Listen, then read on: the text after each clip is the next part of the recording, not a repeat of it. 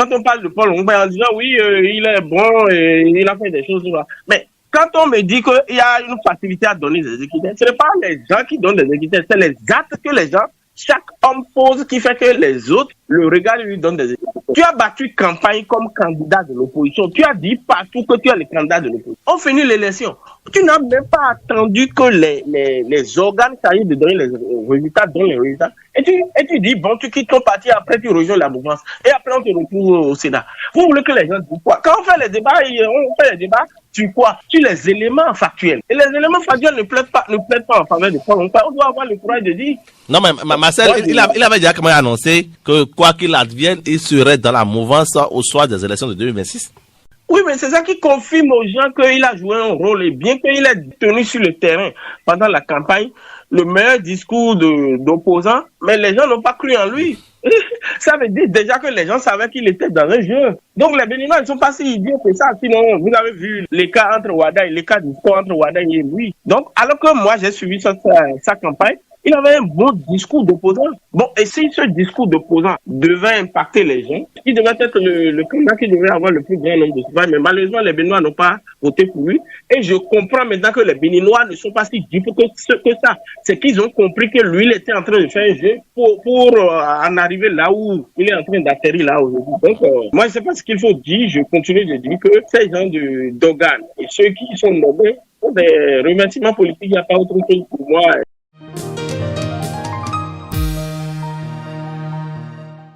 Marcel Zoumeno, on connaît les membres de droit. Il y a quand même des noms qui interpellent. On pêle-mêle, on va quand même essayer d'en parler. Leur rôle, je le disais à Fidèle, leur rôle dans le passé, on a l'impression qu'ils sont là aujourd'hui parce qu'ils sont récompensés. Par exemple, Ousmane Bator qu'on a vu, ce qu'il a été sous Patrice Talon et ce qu'il est devenu avec cette danse le premier jour de la campagne de Romuald Wada. Il y a également Paul Ongba, on le disait tout à l'heure, mais il y a l'homme des fautes mineures, de fautes majeures, Emmanuel Tiando. Voilà, entre autres des noms que nous avons. Voilà, Saka Lafia, actuel président de la Sénat, la Commission électorale nationale autonome, on ne peut pas confondre avec le Sénat. Tout ça là, c'est pour des récompenses pour les rôles qu'ils ont joués dans le passé.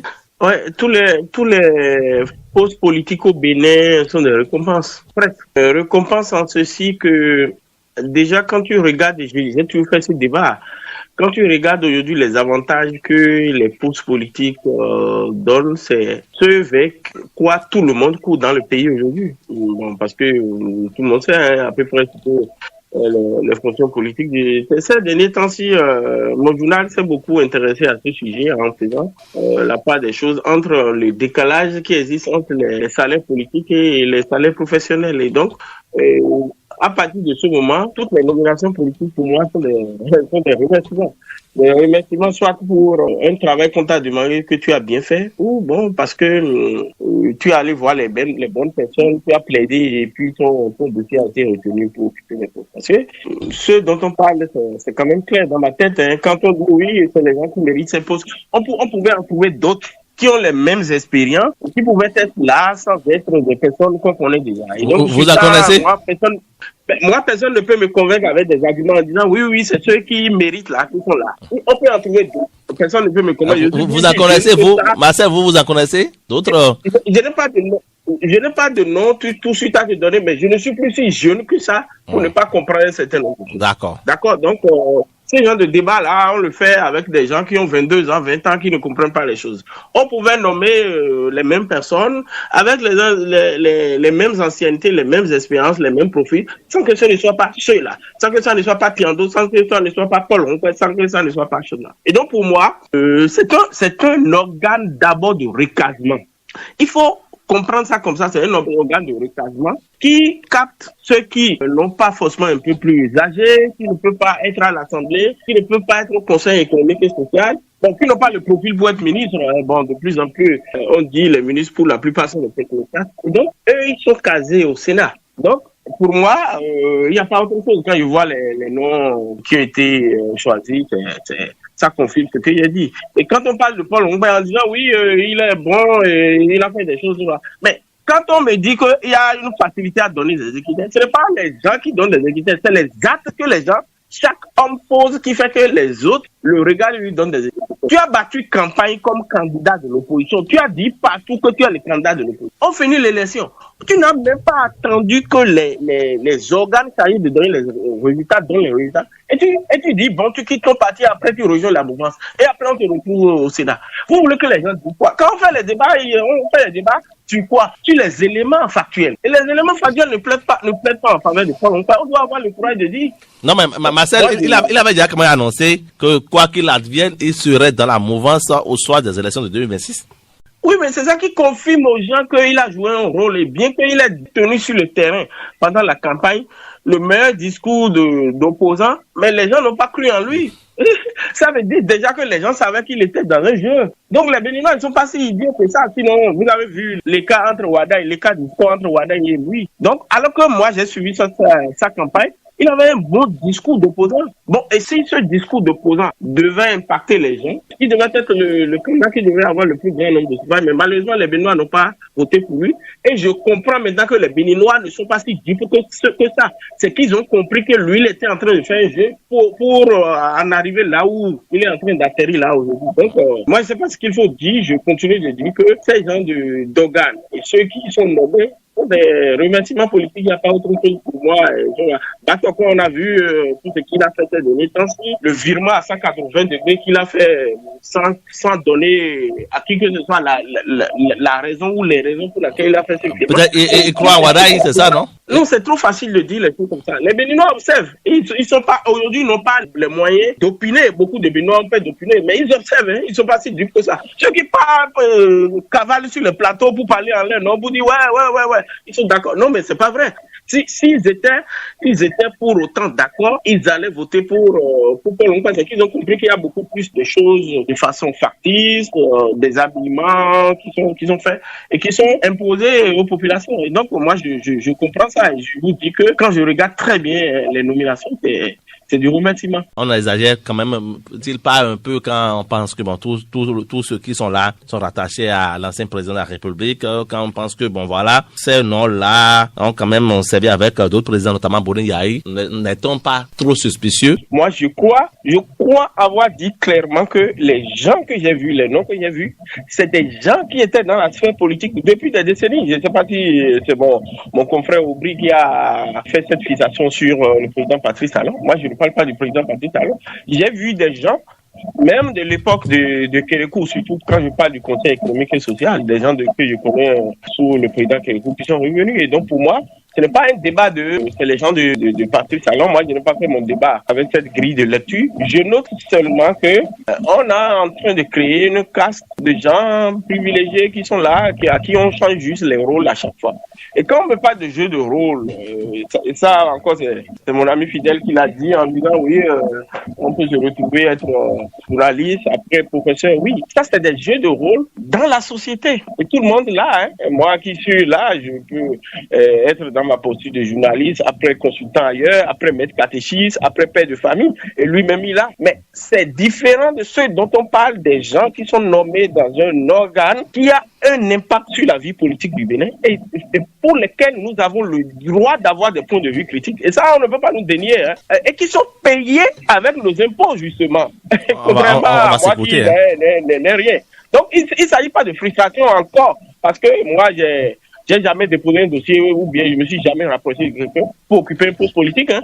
Et donc ça, il faut que ça soit clair. Les frustrations dont on parle, c'est les constats que nous faisons sur la manière dont les choses sont gérées, sur la manière dont les gens sont désignés. Et je dis, et je répète, et je crois Aubry l'a dit également, on pouvait désigner d'autres personnalités qui ont les mêmes expériences, les mêmes profils, sans que ce ne soit pas ceux qui sont désignés. Ne serait-il pas mieux, n'est-ce pas, d'associer quelques membres du Parti des démocrates? C'est la même question. Mais également, notre ami Éric Ndete, avec tout ce qu'il a fait, n'apparaît nulle part aujourd'hui.